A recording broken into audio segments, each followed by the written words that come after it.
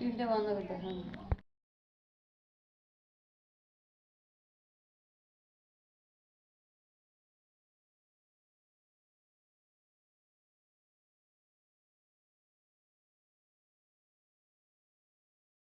আর এটা কী মাছ তো চলো একটু দেখে দিই। এটা হচ্ছে পাবদা মাছ। তো এখানে দেখো 3টে পাবদা মাছ নিয়ে আসা হয়েছে। আর এই পাবদা মাছ মানে কীভাবে রান্না করেছি ভিডিওটি সম্পূর্ণরূপে তোমাদের সামনে যে কোনো একটা দিন তুলে ধরবো। তো আজকে আর সেই ভিডিওটা দেখালাম না, অন্য দিনের জন্য রেখে দিয়েছি। আর এখানে দেখো মাছগুলো আমি বেশি পিস করিনি, মানে একটা মাঝখান থেকে পিস বের করেছি আর একটা লেজা একটু লম্বা করে রেখে দিয়েছি। আর এই পাবদা মাছটা খেতে কিন্তু ভীষণ ভালো হয়েছিল, আমার তো ভীষণ ভালো লেগেছিলো। আর আমার ছেলেরও এই মাছটা খুব প্রিয় মাছ, পাবদা মাছ আর ইলিশ মাছ। তো আজকে আগে আমি ভাতের থালাটা একটু ভালো করে সাজিয়ে নিই। ভাতের থালাটা ভালো করে সাজিয়ে নেওয়ার পরে তোমাদেরকে জানাবো, আরও একটু ভালো করে দেখিয়ে দেবো আমি কি কি রান্না করেছি। তো ভাতের থালাটা আগে সাজিয়ে নেওয়া যাক, চলো এটাই আগে দেখে নিই।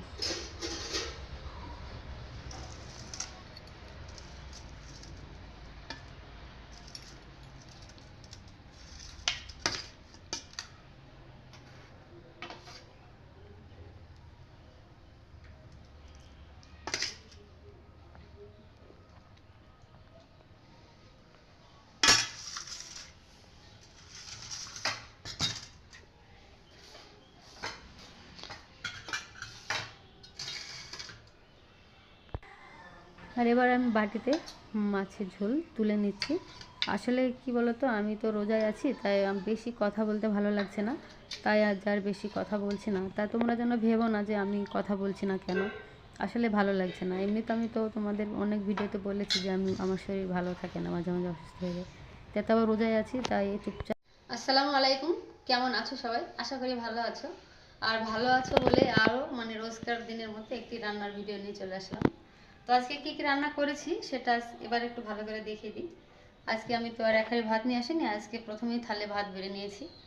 তো প্রথমে যেটা দেখাবো সেটা হচ্ছে এই যে ভেন্ডি ভাজা। দেখো আমি ভেন্ডিগুলো গোল গোল করে ছোট ছোট করে কেটে নিয়েছি, আর খুব অল্প পরিমাণেই করেছি যেহেতু আমরা সবাই রোজায় আছি, একবারের খাওয়া। আর এখানে হচ্ছে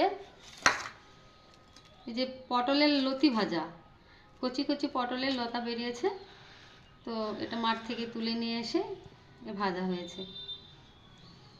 আর হচ্ছে এই যে বেগুন দিয়ে একটু ডাঁটা করে নিয়েছি, বেগুন দিয়ে, আর এই যে একটু মানে ছোট একটা আলু দিয়েছিলাম পাতলা পাতলা করে।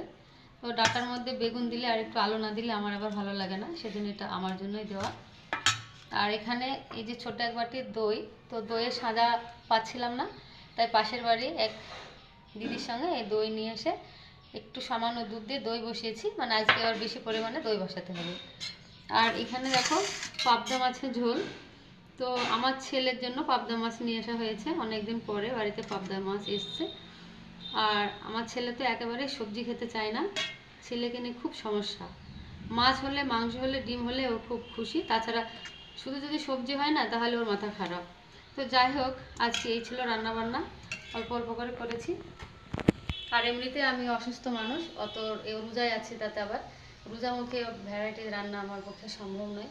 যেটুকু করেছি সেটুকু তোমরা একটু দেখে নিও, একটু লাইক দিও, একটু ভালোবাসা দিও। তো আজকের মতো ভিডিওটি এখানে শেষ করছি, দেখা হচ্ছে আগামী দিন নতুন কোনো ভিডিও নিয়ে। ততক্ষণে ভালো থেকো, সুস্থ থেকো, টাটা।